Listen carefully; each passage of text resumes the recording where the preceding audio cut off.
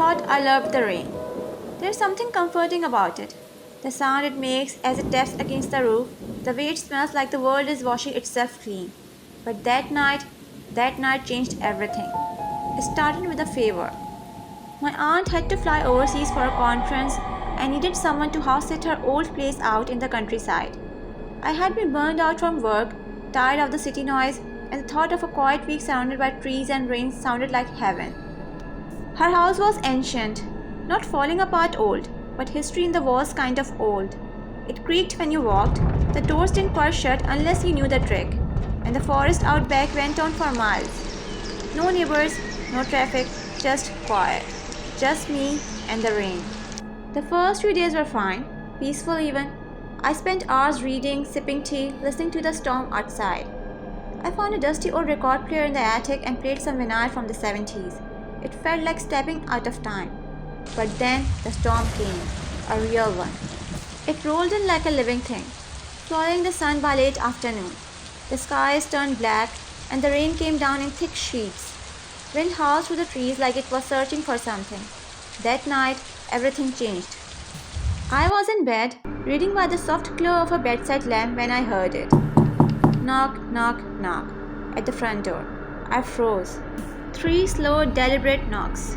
Who the hell knocks during a storm like this, at nearly midnight, miles from any other house? I did not move, did not even breathe. Then it came again, this time from the back door. Knock, knock, knock. That's when I remembered something strange my aunt had said before she left. She had paused at the doorway, looked back, and said, "If it rains hard enough and you heard a knock, make sure it's not toys. If it taps toys, don't open the door. Don't even look. Promise me." I had laughed it off at the time. Figured she meant animals or local kids messing around. But now, her words slammed into me like a wave. I crept down the stairs with a flashlight in hand. There was no power outage yet, but the lights flickered like they were holding their breath. At the bottom of the stairs, I stopped. The rain was louder now, like it was pressing in from all sides. I reached the front door and slowly peered through the peephole. Nothing, just night and water. I waited, silence. Then, tap, tap. Not a knock this time. A tap, delicate, like fingernails. Twice. Tap, tap. I backed away, heart pounding. It couldn't be the rain. It was too rhythmic, too intentional. Then it came again. Tap, tap. On the window beside me. Then another. On the kitchen door, then upstairs. One by one, every door, every window. Tap, tap. Always two. I wanted to scream, but my voice stayed trapped in my throat. I locked every door, every window, even though they already were. That's when I noticed it. Water. Not just outside, inside. Small puddles trailing toward the staircase, as if something had come in, soaking wet. I followed the trail up the stairs, slow and careful, flashlight trembling in my hand. The footprints were small, bare, human. They led to the guest bedroom. I reached the door. It was open an inch, just enough to see inside. I pushed it open. Nothing, no one.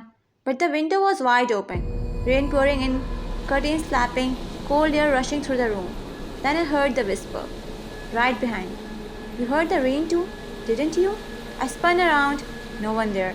But in the reflection of the hallway mirror, I was not alone. A girl, pale, soaked to the bone, hair hanging down like drowned seaweed. Her eyes were white, completely white. She smiled at me in the mirror, then the power went out. Darkness swallowed the house. The flashlight flickered once, and she was gone. No footprints, no whisper. But the tapping began again. Only now, it was from inside the walls. I ran. I did not grab a bag, didn't turn off lights, just ran. Into the storm, into the dark. I made it to the neighbor's house a long mile down the road and banged on their door like my life depended on it. It did. The old man who answered did not look surprised. He just asked one question. "Rain tapped twice?" I nodded, shaking. He just sighed. "You opened the door, didn't you?" "I did not," I stammered. He looked at me with pity. "Doesn't matter. You heard her." I asked who she was. He did not answer. But before he shut the door behind me, he muttered almost to himself, "She only has to be invited once. After that, she finds her own way in."